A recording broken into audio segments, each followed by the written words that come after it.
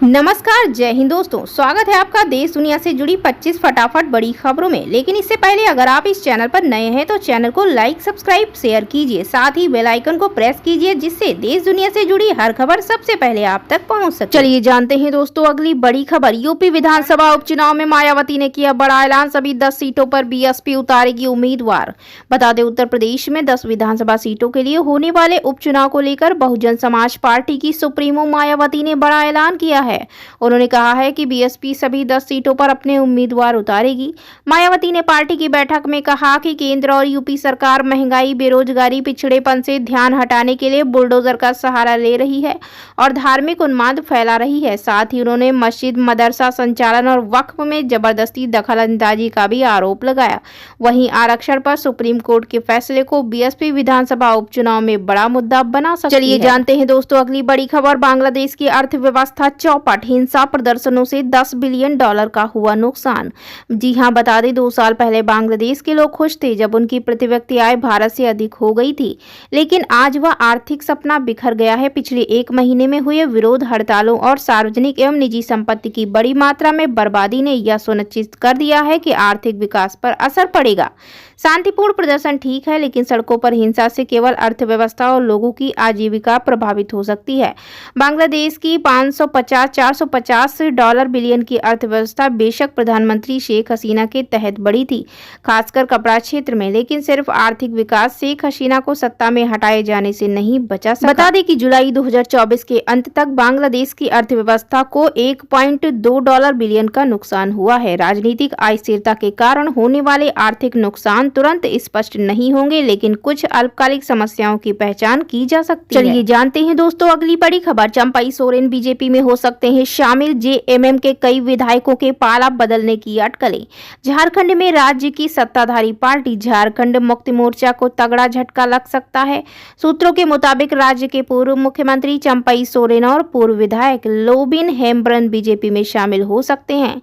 चंपई सोरेन अगले 1-2 दिन में दिल्ली में बीजेपी के कुछ बड़े नेताओं से मुलाकात के बाद दिल्ली में ही बीजेपी की सदस्यता ले सकते हैं। राज्य में इस साल के अंत में विधानसभा चुनाव भी होने वाले हैं। माना जा रहा है कि मुख्यमंत्री पद से हटाए जाने के बाद से ही चंपई सोरेन नाराज चल रहे हैं। चंपई सोरेन को उस समय राज्य का मुख्यमंत्री बनाया गया था जब जमीन घोटाला मामले में राज्य के मुख्यमंत्री हेमंत सोरेन को जेल जाना पड़ा था। चलिए जानते हैं अगली बड़ी खबर। भारत के पड़ोसी पाकिस्तान में मंकी पॉक्स का पहला केस, अलर्ट जारी, भारत के लिए चिंता की बात। मंकी पॉक्स वायरस के खतरे को देखते हुए विश्व स्वास्थ्य संगठन यानी WHO ने दुनिया भर में अलर्ट जारी किया है। इसे वैश्विक आपदा बताया गया। अभी तक यह बीमारी अफ्रीकी देशों में फैली हुई थी। अब पाकिस्तान में मंकी पॉक्स का पहला केस सामने आया, जो भारत के लिए भी चिंता की बात है, क्योंकि मंकी पॉक्स वायरस भी कोरोना की तरह फैलता है। अब पाकिस्तान ने अलर्ट जारी किया है। यह पहला केस गुरुवार को पाकिस्तान के खैबर पख्तूनख्वा में सामने आया। चलिए जानते हैं दोस्तों अगली बड़ी खबर। स्वतंत्रता दिवस पर सीएम योगी ने की बड़ी घोषणा, 50 लाख से ज्यादा युवाओं को मिलेगा रोजगार। मुख्यमंत्री योगी आदित्यनाथ ने 78वें स्वाधीनता दिवस पर विधान भवन के समक्ष ध्वजारोहण के बाद युवाओं के लिए मुख्यमंत्री युवा उद्यमी विकास अभियान योजना की घोषणा करते हुए कहा कि प्रदेश का युवा प्रतिभाशाली और ऊर्जा से भरपूर है। इस योजना के लिए 10 लाख युवाओं को रोजगार और स्वरोजगार से जोड़ा जाएगा। युवाओं को 10 लाख MSME इकाइयों के गठन के लिए सरकार आर्थिक सहयोग करेगी। इसके माध्यम से 50 लाख रोजगार भी सृजित होंगे। उन्होंने कहा कि प्रदेश में अब तक हुए निवेश से 1,62 लाख से अधिक युवाओं को रोजगार मिला है। केंद्र और राज्य सरकार की योजनाओं को अपनाकर 62 लाख युवाओं को स्वरोजगार से जोड़ने की मदद भी मिली है। चलिए जानते हैं दोस्तों अगली बड़ी खबर। हिंदुओं की सुरक्षा सुनिश्चित हो, हम चिंतित हैं, बांग्लादेश में जारी हिंसा पर बोले पीएम मोदी।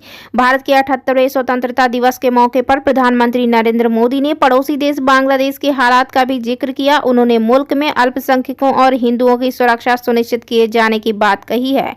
अगस्त की शुरुआत से ही बांग्लादेश में हिंसा का दौर जारी है। इसमें 500 से ज्यादा लोग जान गंवा चुके हैं। खबरें आई हैं कि कई स्थानों पर हिंदुओं के घरों और दुकानों को निशाना बनाया गया। पीएम मोदी ने कहा, बांग्लादेश में जो कुछ हुआ है उसे देखते हुए चिंता करना वाजिब है। मैं आशा करता हूं कि वहां हालात जल्दी सामान्य होंगे। खास तौर पर 140 करोड़ भारतीयों की चिंता है कि वहां के हिंदुओं और अल्पसंख्यकों की सुरक्षा सुनिश्चित हो। भारत हमेशा चाहता है कि पड़ोसी देश शांति से रहें और विकास की ओर बढ़े।